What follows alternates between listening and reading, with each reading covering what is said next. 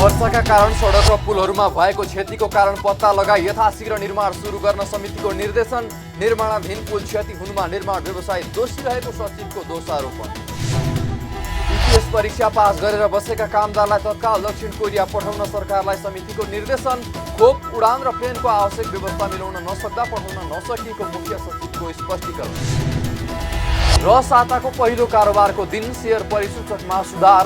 नेप्से परिसूचक 1.25 अङ्कले वृद्धि हुँदा 10.5 अर्बको कारोबार।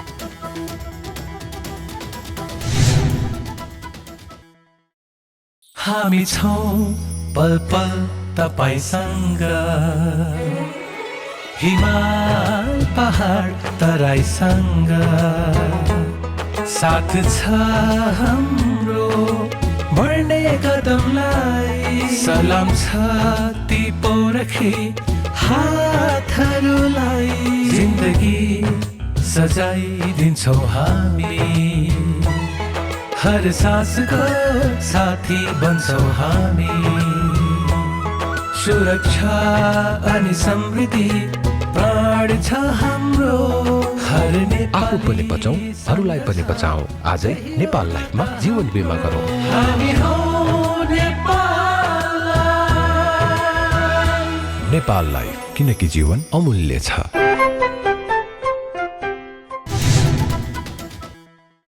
नमस्कार, कारोबार समाचारमा स्वागत छ। अब समाचार विस्तारमा।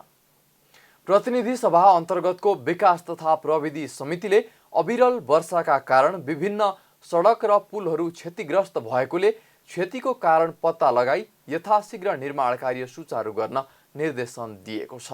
आइतबार बसेको समितिको बैठकले वर्षाका कारण देशभरका विभिन्न सडक खण्डमा निर्माणाधीन पुल क्षतिग्रस्त भएका र ती पुलहरू क्षतिग्रस्त हुनुका कारण पत्ता लगाई यथाशीघ्र निर्माण कार्य सुरु गर्न निर्देशन दिएको हो। समितिले सिराहा धनुषा जोड्ने सडक खण्ड अन्तर्गतको कमला पुल र गाईघाट दिक्तेल अन्तर्गतको त्रियुगा नदीको पुल क्षतिग्रस्त हुनुको कारण पत्ता लगाई छिटो पुनर्निर्माण कार्य सुचारू गर्न भौतिक पूर्वाधार तथा यातायात मन्त्रालयलाई निर्देशन दिएको छ। त्यसैगरी कमला र त्रियुगा नदीको पुल के कारणले क्षतिग्रस्त भयो भन्ने छानबिन गरेर समितिलाई 7 दिनभित्र जानकारी गराउन पनि निर्देशन दिएको समिति सभापति कल्याणी कुमारी खड्काले बताउनुभयो।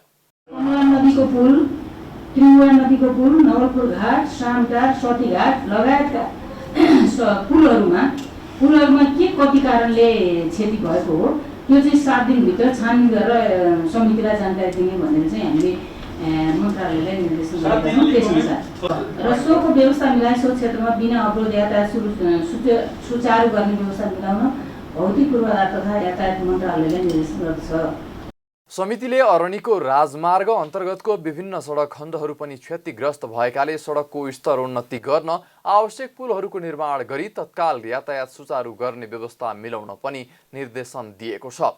त्यस्तै पटक पटक अवरुद्ध हुने नारायणघाट मुगलिन सडक खण्डको दीर्घकालीन समाधानका लागि विशेष अध्ययन गरी 24 घण्टा इमर्जेन्सी रेस्पोन्सको व्यवस्था मिलाउन र बिना अवरोध यातायात सुचारू गर्ने व्यवस्था मिलाउन समितिले निर्देशन गरेको समितिकी सभापति खड्काले बताउनुभयो।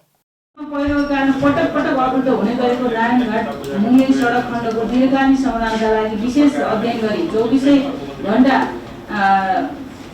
इमर्जेन्सी रेस्पोन्सको व्यवस्था मिलाई सो क्षेत्रमा बिना अवरोध यातायात सुचारू हुने व्यवस्था मिलाउन समिति भौतिक पूर्वाधार तथा यातायात मन्त्रालयलाई निर्देशन गर्दछ।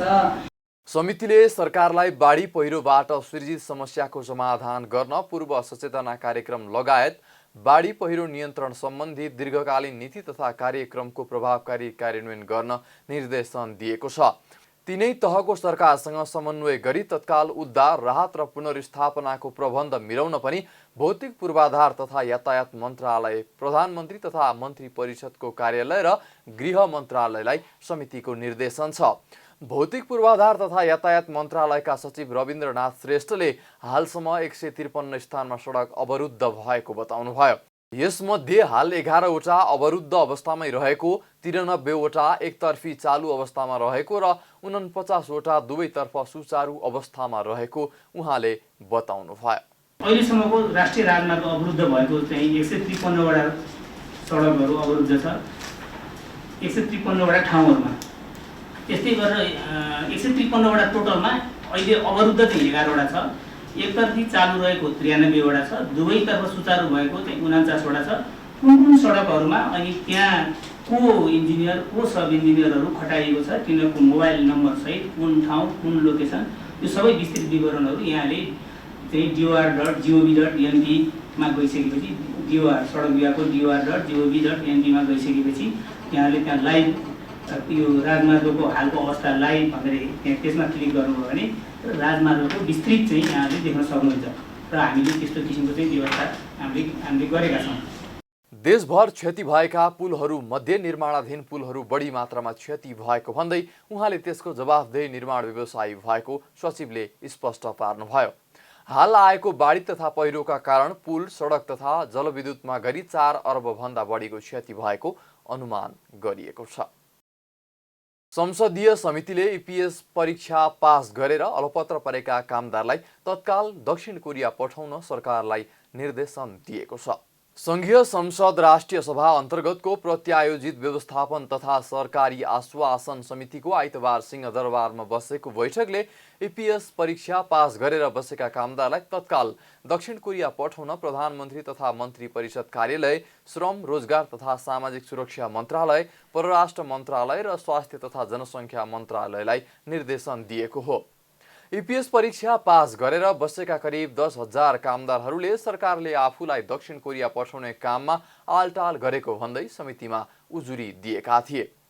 सोही उजुरीको सुनवाई गर्दै सम्बन्धित मन्त्रालयसँग छलफल गरी आवश्यक प्रक्रिया पूरा गरी तत्काल उनीहरूलाई दक्षिण कोरिया पठाउन निर्देशन दिएको समितिका सभापति रामनारायण बिडारीले जानकारी दिनुभयो। श्रमिकहरूलाई धेरै लामो समय परीक्षा पास गराइसकेर सम्पूर्ण प्रक्रिया पनि समाप्त गरिसकेर पनि कामदारहरूलाई चाहिँ नि कोरिया नपठाएको हुनाले मुख्य सचिवले समन्वय गर्ने गरी अहिलेको श्रम सचिव, स्वास्थ्य सचिव र परराष्ट्र सचिव समेत रहेको समन्वयकारी भूमिका खेली उहाँहरूले आवश्यक प्रक्रिया अवलम्बन गरी छिटो कार्य गर्नु र पास भइसकेकाहरूलाई प्रक्रिया मिलाई चाहिँ कोरिया पठाउनु भन्ने निर्देशन जारी हुन्छ। बैठकमा EPS परीक्षा पास गरेका कामदारहरूलाई समेत दक्षिण कोरिया पठाउने काममा आलटाल गरेको भन्दै समितिका सदस्यहरूले सरकारको चर्को आलोचना पनि गरेका थिए। समितिका सदस्य खिमलाल देवकोटाले सबै प्रक्रिया पूरा गरेका कामदारलाई अझै दक्षिण कोरिया नपठाएर सरकारले निर्लज्जता प्रकट गरेको भन्दै आपत्ति जनाउनुभयो। 10,000 जुन EPS परीक्षा पास गरेर बसेका ती 10,000 जना हुन् र अस्ति ती भाइहरू आउनुभयो। यस्तो उहाँहरूले हामी कहिले मन्त्रालय कुनै कहिले परराष्ट्र मन्त्रालय धायौँ, कहिले श्रम मन्त्रालय धाएका छौँ, कहिले स्वास्थ्य मन्त्रालय, हामी होइन मानुस् न दूर दराजबाट कहाँदेखि आएर मन्त्रालयमा कुदाएका छौँ, होइन विभागमा कुदाएका छौँ। यो दुर्भाग्य क्या, यो निर्लज्जता भन्ने गरेको छु मैले, होइन यो सरकार छ कि छैन, हामीले के गरेर बसेका छौँ, होइन उनीहरूलाई यो फाटो अलिकति यसमा अलिक सिरियसनेस हामी हुनुपर्छ। त्यसै गरी समितिका अर्का सदस्य राधेश्याम अधिकारीले उडान खोप सबैको तत्काल व्यवस्था गरी उनीहरूलाई दक्षिण कोरिया पठाउने काममा ढिलाइ नगर्न सरकारको गम्भीर ध्यान आकर्षण गराउनुभयो। यो 16 जुनको चिठीको पछिको चाहिँ हामीले अहिले भनेको कुरा एउटा कुरा त यहाँ हाम्रो निर्देशिकाले रोक्यो भन्ने कुरा भएको छ, होइन। निर्देशिकाको कारणले गर्दाखेरि अहिले मुख्य सचिवले चाहिँ बताइसक्नु भएपछि त्यो कुरा धेरै क्लियर पनि भइसकेको छ र अब 10 दिनभित्रमा भने 7-8 दिनभित्रमा सकिन्छ भनेर भन्नुमा हामी आश्वस्त पनि भएको छौँ। तर जे भए पनि यो के छ भने यो 16 तारिक पछिको चिठीको सम्बन्धमा पनि हामीले के कसो गरिरहेका छौँ, के कसो कामहरू अगाडि बढिरहेको छ। खालि मौखिक रूपमा भन्दा पनि यो लिखित रूपमै, अब मेरो अलिकति पेसागत पनि कुरा भयो, लिखित कुरा नै व्रत चाहिँ गर्नुपर्छ कि जस्तो लाग्छ यस्ता कुरा। समितिका सदस्यहरूले उठाएका प्रश्नको जवाफ दिँदै मुख्य सचिव शङ्करदास बैरागीले आवश्यक प्रक्रिया पूरा गरी EPS परीक्षा पास गरेकाहरूलाई छिटो दक्षिण कोरिया पठाउन आफूले समन्वयकारी भूमिका निर्वाह गर्ने प्रतिबद्धता व्यक्त गर्नुभयो। उहाँले कोभिड सङ्कटका कारण उनीहरूले समयमै कामका लागि दक्षिण कोरिया जान नसकेको पनि समितिका सदस्यहरूलाई जानकारी दिनुभयो। छनौट भइसकेका परीक्षा दिएर बसेका व्यक्तिको हकमा पुरानै एमओयूको रुल लागू हुने भावनाले त्यो अनुसार गरौँ। नयाँ कुराहरूमा संशोधन सुधार गर्नु छ भने त्यसलाई पनि हामी सहज ढङ्गले अगाडि बढ्नुपर्ने हुन्छ। हामीले हाम्रो प्रणालीलाई सुदृढ बनाउने, यसलाई भरपर्दो बनाउने विषयमा हिचकिचाहट गर्नु हुँदैन। त्यो सुझाव म पनि दिन चाहन्छु।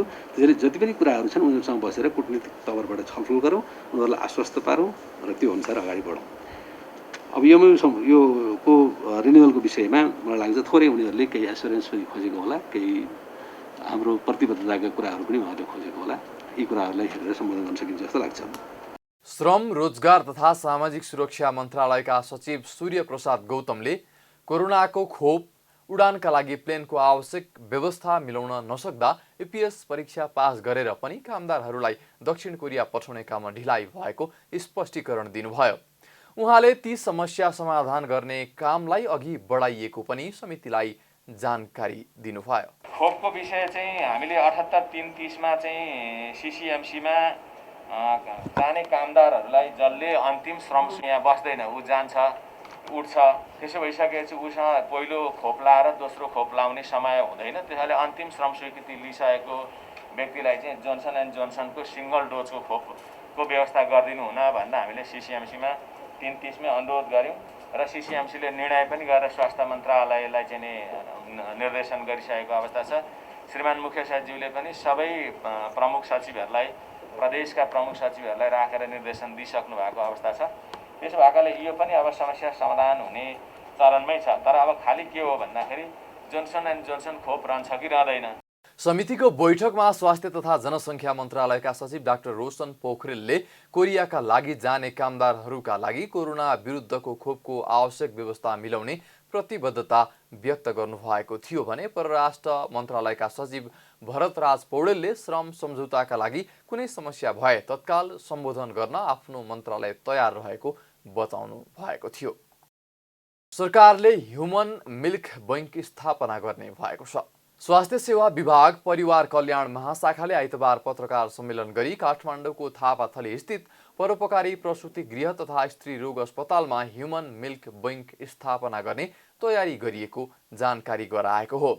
जन्मेदेखि 6 महिनासम्मका शिशुलाई अनिवार्य रूपमा आमाको दुध मात्रै खुवाउनु पर्ने भएकाले प्रशस्त दुध आउने आमाको दुध संरक्षण गरेर राख्न सो बैंक स्थापना गर्न लागि महाशाखाका पोषण शाखा प्रमुख केदार राज पराजुलीले जानकारी दिनुभयो। ह्युमन मिल्क बैंकको चाहिँ हामीले कन्सेप्ट ल्याएर यसमा है ह्युमन मिल्क बैंक चाहिँ के हो भन्दाखेरि जस्तै कति आमाको दुध प्रशस्त आउँछ, बच्चालाई पुग्ने भन्दा पनि बढी हैन, त्यस्तो दुध हामी कलेक्सन गर्छौँ। र एउटा मेसिन छ, झन्डै 1 करोड जतिको हाराहारी पर्ने मेसिन छ। त्यो मेसिनमा प्रिजर्भ गरेर राख्छ र जुन आमाको तत्काल दुध आउँदैन अथवा तत्काल त्यहाँ चाहिँ दुध दिनुपर्ने अवस्था छ, त्यस्तो स्पेसल पेडियाट्रिसियनको सिफारिसमा मात्रै हुन्छ। र त्यस्तो बच्चालाई चाहिँ त्यो दुध चाहिँ खुवाउने व्यवस्था हामी गर्छौँ। आमाकै दुध फेरि अरू दुध होइन। त्यसको लागि चाहिँ ह्युमन मिल्क चाहिँ बैंकको रूपले चाहिँ इस्टाब्लिस गर्नलाई यो वर्ष प्रसुति गृहमा त्यो ह्युमन मिल्क बैंक चाहिँ स्थापना हुन्छ। शाखाले बैंकमा दूध राख्नका लागि करिब 1 करोडको मेसिन खरिद गर्ने तयारी गरिएको पनि जनाएको छ। कार्यक्रममा आमाको दूधलाई विस्थापित गर्ने गरी आएको ल्याक्टोजिनको विज्ञापन नगराउन पनि सम्बन्धित सबै पक्षलाई सचेत गराएको छ। शाखाका प्रमुख पराजुलीले ल्याक्टोजिनको विज्ञापन गरेको पाइए कडा कारबाही गर्ने चेतावनी समेत दिनुभयो। ल्याक्टोजिनको विज्ञापन यदि कहीँबाट भइरहेको छ र हामीले त्यस्तो चाहिँ जानकारी आएको त्यो त्यसमा दुई हुन्छ। र हामीले कतिसम्म गरेका छौँ भने सरहरूलाई म एउटा अनुरोध गरौँ, एबी न्युजबाट चाहिँ नि त्यहाँ एकजना मानियालाई एकजना पत्रकार साथी तत्कालै त्यहाँ टेलिफोनमा कुरा गर्नुहुन्छ अनि राहत पठाउनुहुन्छ, असाध्यै राम्रो काम गर्नुहुन्छ। तर गर्दा गर्दै कहिले एक दिन के भयो भन्दा हामीले आहारमा चाहिँ जस्तै आहारमा के आउँछ होइन सेरेल्याकहरू यिनीहरू चाहिँ होइन यिनीहरूको विज्ञापन चाहिँ सम्बन्धित उसमा स्वीकृत लिएर गर्न पाउने व्यवस्था छ। किन भन्दा थप आहारको कुरा हो नि त। यसमा दुध चाहिँ पाउँदैन, तर थप आएर चाहिँ भन्नु यहाँ अलिकति फरक छ र जो हाम्रो पनि तपाईँको र हाम्रो एउटै कुरो हो कि किन भन्दा हामीले पनि हरेक सरकारी निकायमा शिशु स्याहार केन्द्र हुनपर्छ अनि 6 महिनासम्म चाहिँ महिलाहरूको बिदा दिनुपर्छ भन्ने आएको छ तर अहिले 98 दिनसम्म त दिने व्यवस्था भएको छ नि त त्यसको पछाडि पनि यो शाखाको एकदम ठुलो रोल छ र यो शाखा मात्रै होइन हाम्रो चाहिँ सेफ मदरको चाहिँ हाम्रो डाक्टर साहबको कुरा जानुभयो त्यो शाखाबाट पनि त्यतिकै मेहनत भएको छ यसको अर्थ ओभरअल हाम्रो चाहिँ परिवार कल्याण महाशाखै यसमा लाग्यो आइतबारबाट सुरु भएको विश्व स्तनपान सप्ताह साउन 23 गतेसम्म चल्नेछ हामी सबैको साझा जिम्मेवारी स्तनपान संरक्षण हुन्छ प्रभावकारी भन्ने मूल नाराका साथ मनाउन सुरु गरिएको स्तनपान सप्ताहमा सबै स्थानीय तहमा समेत जनचेतनामूलक कार्यक्रम आयोजना हुने व्यवस्था मिलाइएको स्वास्थ्य सेवा विभाग परिवार कल्याण महाशाखाले स्पष्ट पारेको छ शिशु जन्मेको 6 महिनासम्म आमाको दूध मात्रै खुवाउनु पर्ने र त्यसभन्दा माथि उमेर पुगेपछि अन्य थप पोषणको पनि व्यवस्था गर्न स्तनपान सप्ताह मनाउने कामलाई जोड दिइएको पोषण शाखाका प्रमुख पराजुलीले बताउनुभयो स्तनपान संरक्षण तथा सम्वर्धन गर्ने उद्देश्यले सन् 1992 देखि हरेक वर्ष विश्वभर विश्व स्तनपान सप्ताह मनाउँदै आइएको छ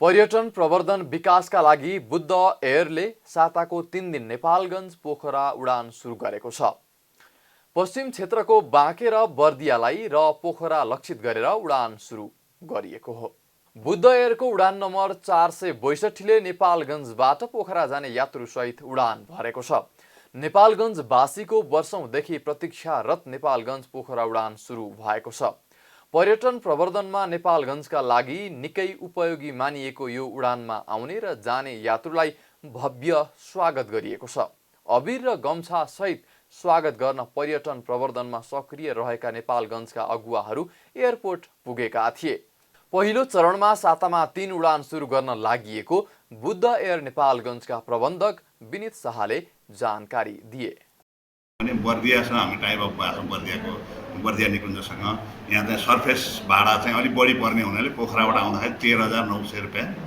पर पर्सन चाहिँ 13,900 रुपियाँमा 2 रात 3 दिन अनि को प्याकेज हामीले गरेका छौँ 1 अगस्तबाट हामीले हप्ताको 3टा फ्लाइट सानो जहाज बीच एयरक्राफ्टबाट चाहिँ हामीले हप्ताको 3 दिन चाहिँ गर्न लागेका छौँ आइतबार बुधबार र शुक्रबार तीनवटा फ्लाइट हप्तामा हुन्छ तर यो चाहिँ 10-15 दिनपछि सायद डेली पनि हुनसक्छ अलिकता यो कोरोना कम भएर बोर्डर चाहिँ अलिकता सुचारू भयो भने हाम्रो डेली हुन्छ प्लस चाहिँ जहाज पनि ठुलो 47 सिटर जहाजले चाहिँ हामी गर्छौँ होला जस्तो लाग्छ हाम्रो चाहिँ अनुमान हामीले अब मार्केट बुझेको सर्वे गरेको अनुसार चाहिँ हामी चाहिँ 47 जहाजले डेली हुन्छ होला जस्तो लाग्छ हामीहरूको होइन घाटा त त्यसरी होइन घाटा भने त्यसरी घाटा र उसको प्रफिटको हिसाबले त रोक्या होइन हामीले सुरु गरेको थियौँ सेड्युल यो कोरोनाको फर्स्ट निकाल्नुभन्दा पहिला हामीले सेड्युलै निकालिसकेका छौँ त्यसपछि लकडाउन भएपछि पोखरा काठमाडौँ सहज हुन सकेन पोखरा चाहिँ भयो त्यसरी रोक्यौँ अनि त्यसपछि सेकेन्ड लकडाउन पहिला पनि हामीले फेरि पनि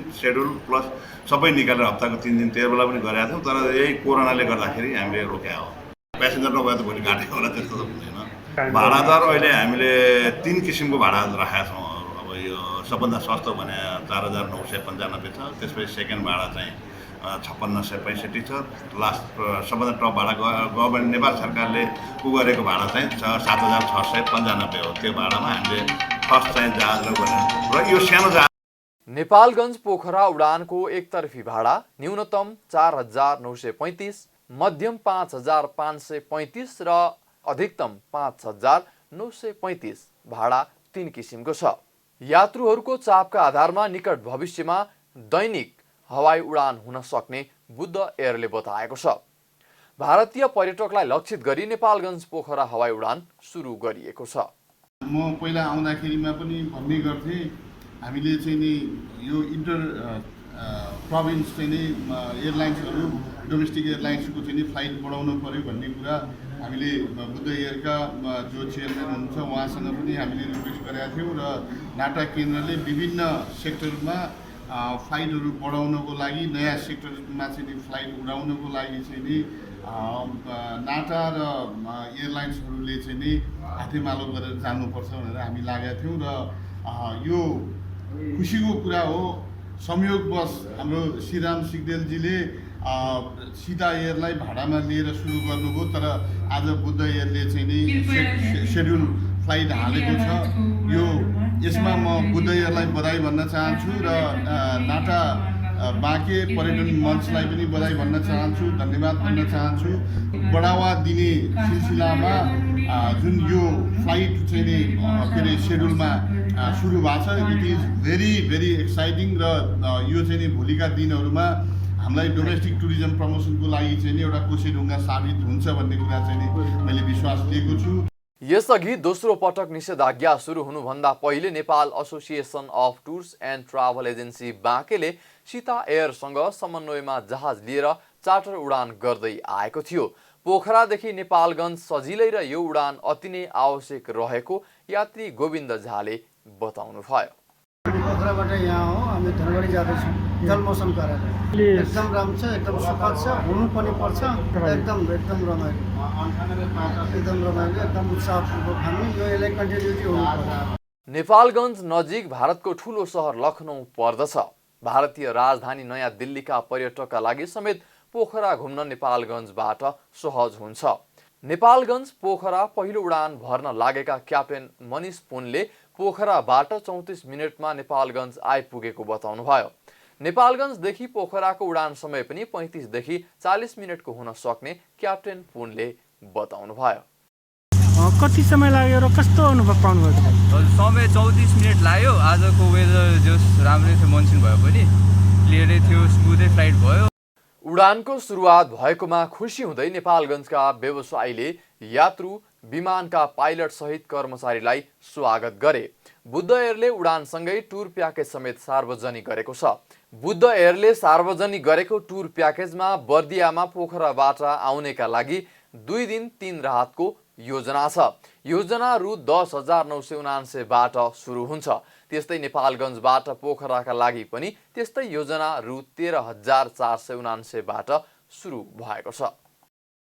संसदीय समितिले स्थानीयवासीलाई विस्थापित नहुने गरी नागढुङ्गा सुरुङ मार्ग निर्माण कार्य सम्पन्न गर्न सरकारलाई निर्देशन दिएको छ। संघीय संसद राष्ट्रिय सभा अन्तर्गतको दिगो विकास तथा सुशासन समितिको टोलीले आइतबार राष्ट्रिय गौरवको आयोजनाको रूपमा रहेको नागढुङ्गा सुरुङ मार्ग निर्माण कार्यको स्थलगत अवलोकन गरेपछि स्थानीयवासी विस्थापित नहुने गरी काम सम्पन्न गर्न सरकारलाई सचेत गराएको हो। संसदीय समितिको अनुगमन टोलीलाई आयोजनाका पदाधिकारीहरूले आयोजनाको कार्य प्रगतिबारे जानकारी गराएका थिए। त्यतिकै छन्, जोखिम पनि उत्तिकै छ। यहाँ वरपरको बस्तीहरूलाई पनि त्यतिकै जोखिम छ र यो पनि हामीले बचाउनु पर्ने हुन्छ र यसको समाधानको लागि अब हामी फर्केर सरकारसँग यो जम्मै कुराको विस्तृत जानकारी सरकारसित गर्नेछौँ र यसको समाधानको लागि पनि के कस्तो प्रक्रिया हुन्छ त्यसको लागि हामी पहल गर्नेछौँ। समितिको गत शुक्रबार बसेको बैठकले सो आयोजना समयमै सम्पन्न गर्न सरकारलाई निर्देशन दिँदै आयोजनाको प्रगतिबारे जानकारी लिन स्थलगत अनुगमनमा जाने निर्णय गरेको थियो। समितिको सोही निर्णय अनुसार आफूहरू समय मिलाएर आयोजनाको स्थलगत जानकारी लिन आएको सभापति भट्टले बताउनुभयो। अनुगमन टोलीलाई आयोजनाका प्राविधिकहरूले आयोजनाले भोगिरहेका समस्याबारे जानकारी गराएका थिए। आयोजनाका निर्देशक नरेशमान साक्यले आयोजना तोकिएकै समयमै सम्पन्न गर्नका लागि जग्गाको मुआब्जा वितरण र कोभिड खोपको आवश्यक व्यवस्था मिलाउने काम बाधक रहेको उल्लेख गर्दै ती समस्या तत्काल समाधानका लागि सरकारसँग पहल गरिदिन संसदीय समितिको अनुगमन टोलीलाई आग्रह गर्नुभएको थियो। उहाँले 1 महिनाभित्र यी दुवै समस्या समाधान हुन सके आयोजनाको कामले गति लिने पनि स्पष्ट पार्नुभयो। सुशासन समितिको जुन एउटा भिजिट भयो हामी एकदम उत्साहित भएका छौँ, किनकि केही समस्याहरू चाहिँ हामीले यहाँ चाहिँ फेस गरिरहेका छौँ। जुन कोभिडको भ्याक्सिनको समस्या र अर्को जग्गा प्राप्तिको समस्या फेस गरिरहेका छौँ। यो चिजलाई चाहिँ मान्यज्यूहरूले चाहिँ हामीले एकदम कोअपरेट गर्छौँ, यसले हेल्प गर्छौँ भन्ने जुन एउटा एस्युरेन्स पायो र त्यो गरेर हामी एकदम उत्साहित भएका छौँ कि यो चाहिँ अब यो दुईवटा समस्या समाधान भयो भने यो चाहिँ हामी समयमै यो प्रोजेक्टलाई कम्प्लिट गर्न सक्छौँ भन्नेमा विश्वास धेरै जगाएको छ हामीले चाहिँ यो भिजिट चाहिँ हाम्रो एकदम चाहिँ यो फ्रुटफुल भएको छ हाम्रो लागि हालसम्म चाहिँ कति पर्सेन्ट जति भइसकेको छ अहिले हामीले 18.5% चाहिँ प्रोग्रेस भइसकेको छ हालसम्मको लागि। अब हामी महिनामा 4-4% को दरले चाहिँ प्रोग्रेस गर्दै जान्छौँ यो आगामी महिनादेखि। हामी प्रयास अझै पनि छौँ र बढीमा बढी चाहिँ हामीसँग चाहिँ कन्ट्र्याक्टरले रिक्वेस्ट गरेको अनुसारले हामी चाहिँ 86 दिन चाहिँ एक्स्ट्रा टाइम मागेको छ र त्यो 86 दिन एक्स्ट्रा टाइम मागेको भए तापनि हामी अझै पनि हामी चाहिँ समय सीमाभित्रै सिद्ध्याउने प्रयास चाहिँ गर्दैछौँ। यता आयोजनाले सुरुङ मार्ग निर्माणको काम 18.5% सम्पन्न भएको जनाएको छ। आयोजनाकी इन्जिनियर कल्पना अधिकारीले भन्नुभयो, हालसम्म आयोजनाको भौतिक प्रगति 18.5% भएको छ। आगामी दिनमा प्रत्येक महिना 4% का दरले आफ्नो काममा प्रगति गर्दै लैजाने आयोजनाको योजना छ। पालबाट काम भएको छ। यसरी गर्दाखेरि चाहिँ हामीले दिनमा झन्डै 12 मिटर जस्तो खन्छौँ अन एन एभरेज, किनभने अब यो चाहिँ जियोलोजिकल प्यारामिटरमा पनि डिपेन्ड हुने भएर कस्तो खालको मटेरियलहरू आउँछ त्यसमा पनि यसको स्पिड चाहिँ डिपेन्ड गर्छ होइन। अब अहिले चाहिँ एभरेजमा हामीले 12 मिटर जस्तो खनिरहेको छौँ चारैवटाबाट गर्दाखेरि। अनि त्यसै गरी चाहिँ सँगसँगै हामीले स्टिल रिप्सहरू माथिको कोल्याप्स नहोस् भनेर सफ्टफिटिङ गर्ने अनि ढलान स्टिल रिप्सहरू राख्ने, त्यसरी चाहिँ प्रोटेक्सनको काम पनि गरिरहेका छौँ। रक बोल्टिङहरू गरिरहेछौँ होइन।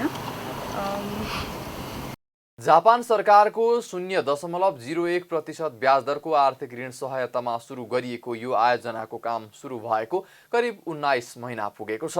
5.5 किलोमिटर लम्बाइ रहेको यो सुरुङ मार्गको मुख्य काम आगामी जेठभित्र सम्पन्न गर्ने योजनाका साथ काम भइरहेको आयोजनाका निर्देशक शाक्यले बताउनुभयो। समितिकी सभापति भट्टले पनि यो आयोजना अन्य देशका लागि नमुना योग्य हुने गरी बन्ने विश्वास व्यक्त गर्नुभएको थियो। साताको पहिलो दिन आइतबार शेयर कारोबार मापन गर्ने नेप्से परिसूचक झिनो अङ्कले बढेको छ। नेप्से परिसूचक 1.25 अङ्कले बढेर 3081.05 अङ्कमा आइतबार बजार बन्द भयो। क वर्गका कम्पनीहरूको कारोबार मापन गर्ने सेन्सेटिभ इन्डेक्स पनि 1.24 अङ्कले बढेको छ भने कारोबार रकम पनि 12 अर्ब रुपैयाँ नागेको छ। गत साताको अन्तिम कारोबारको दिन बिहीबार शेयर बजारमा 10 अर्ब 90 करोड रुपैयाँको मात्रै कारोबार भएको थियो। आइतबार दिनभर भएका 1,17,490 कारोबारबाट 226 कम्पनीका 3,03,42,352 किता शेयर किनबेच भएका छन्, जसबाट कारोबार रकम 12 अर्ब 10 करोड 38,71,862 रुपैयाँ पुगेको नेप्सेले जनाएको छ। 226 कम्पनीको शेयर कारोबारमा आएकोमा 92 कम्पनीको मूल्य बढेको छ भने 92 कम्पनीको शेयर मूल्य घटेको छ। साताको पहिलो दिन आइतबार 9 कम्पनीको शेयर मूल्य करिब 10% बढ्दा पनि शेयर बजारको वृद्धि भने 1 अङ्कमा सीमित भएको हो। बजारमा अधिकांश जलविद्युत कम्पनीको शेयर मूल्य सर्किट लेभलमा कारोबार भएको छ भने सर्वाधिक कारोबार हुने कम्पनीमा पनि सबै जलविद्युत कम्पनी नै छन्। यस्तै बजारमा 7 वटा उपसमूहको सूचक घट्दा निर्जीवन बीमा समूहको सर्वाधिक 171 अङ्कले घटेको छ भने 6 वटा उपसमूहको सूचक बढ्दा जलविद्युत समूहको सर्वाधिक 79 अङ्कले बढेको छ। नेशनल हाइड्रो पावरको सर्वाधिक 36 करोड रुपैयाँको शेयर कारोबार हुँदा युनाइटेड मोदी हाइड्रोको 35 करोड, सिनर्जी पावरको 32 करोड, गादी ग्रुपको 30 करोड र युनिभर्सल पावरको 29 करोड रुपैयाँको शेयर किनबेच भएको छ। साथै Synergy Power, Kalika Power, Ghalemdi Hydro, Universal Power र ग्रिन लाइफ हाइड्रोको शेयर मूल्य ठिक 10%ले बढेको छ। कारोबार समाचारमा अब सुन चाँदी र विदेशी विनिमय दर सम्बन्धी जानकारी।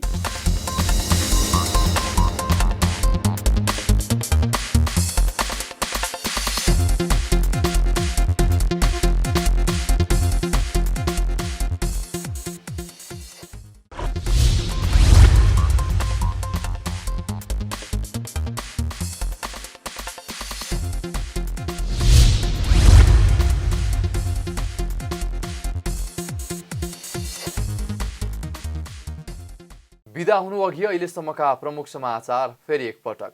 वर्षाका कारण सडक र पुलहरूमा भएको क्षतिको कारण पत्ता लगाई यथाशीघ्र निर्माण सुरु गर्न समितिको निर्देशन। निर्माणाधीन पुल क्षति हुनुमा निर्माण व्यवसायी दोषी रहेको सचिवको दोषारोपण। टीटीएस परीक्षा पास गरेर बसेका कामदारलाई तत्काल दक्षिण कोरिया पठाउन सरकारलाई समितिको निर्देशन। खोप, उडान र प्लेनको आवश्यक व्यवस्था मिलाउन नसक्दा पठाउन नसकिएको मुख्य सचिव परिषदको स्पष्टीकरण। र साताको पहिलो कारोबारको दिन शेयर परिसूचकमा सुधार। नेप्से परिसूचक 1.25 अङ्कले वृद्धि हुँदा 10.5 अर्बको कारोबार।